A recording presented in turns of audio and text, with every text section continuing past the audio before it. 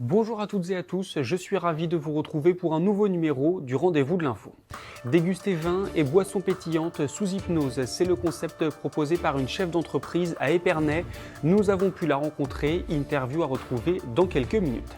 Direction 3, ensuite pour faire le point sur le chantier de l'école spéciale des travaux publics dont l'ouverture est prévue en septembre prochain. Et puis on terminera avec notre séquence quotidienne Moi Président. Mais tout de suite, voici un résumé complet de l'actualité.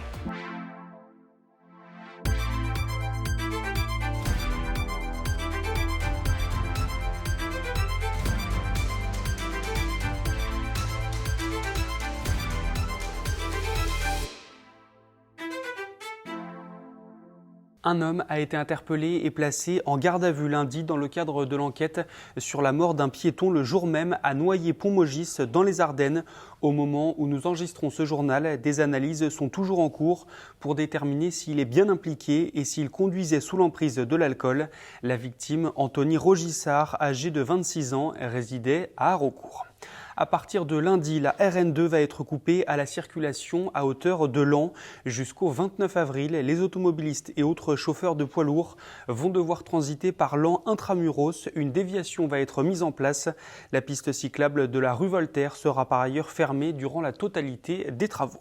Et enfin, les supporters rémois seront interdits de déplacement dimanche pour le derby contre Troyes.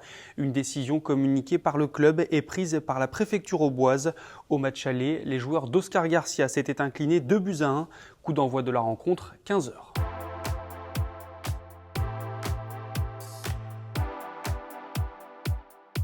Découvrir l'hypnose tout en dégustant vin et boissons pétillantes, c'est possible du côté d'Épernay dans la Marne. Rencontre avec Léa Braz, la chef d'entreprise à l'origine de ce concept.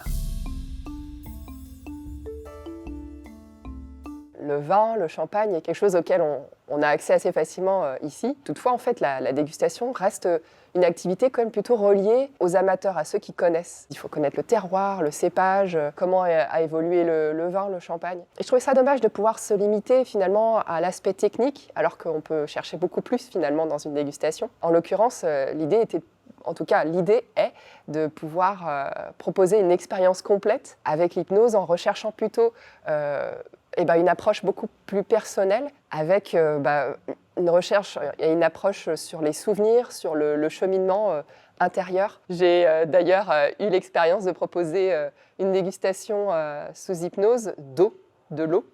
Et la personne qui a eu l'occasion de découvrir ça a bu un liquide argenté dans un calice, alors qu'elle tenait un verre. Les suggestions l'ont amenée à découvrir un liquide argenté dans un calice. En fait, tout part de la suggestion. Je viens de donner l'exemple de l'eau, mais ça peut être avec n'importe quel breuvage, n'importe quel même aliment, parce que là, on parle de dégustation de vin, mais on peut très bien le faire avec d'autres boissons et puis des aliments. L'idée, en fait, c'est vraiment grâce aux suggestions, de pouvoir cheminer à l'intérieur, que ce soit l'aliment ou le vin, en l'occurrence là, c'est donc le vin ou le champagne, ça devient un véhicule qui transporte la personne vers son chemin intérieur.